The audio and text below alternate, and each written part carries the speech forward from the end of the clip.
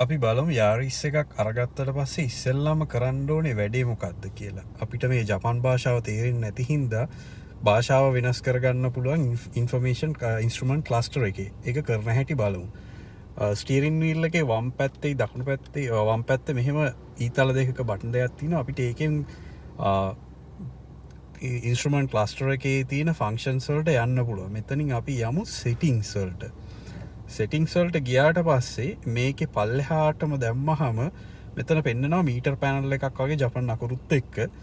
මේ වෙලාවේදී අපි මතක ඇතුව මෙන්න මේ ඕකේ බටන් එක තප්පර දෙකක් විතර හෝල්ඩ් කරන් ඉන්නකොට එනවා ඊළඟ ෆන්ක්ෂන් මෙනු එකට. මෙතන ගිහිල්ලා මේ පළවෙනි එකම සිලෙක්ට් කරාට පස්සේ දෙවෙනි ඔප්ෂන් එක විදිහට අපිට ඉංග්‍රීසි භාෂාව තෝරගන්න පුළුවන්. එතකොට ක්ලස්ටර් එකේ සේරම පැනල්ස් ඉංග්‍රීසි වලට වෙනස් වෙනවා.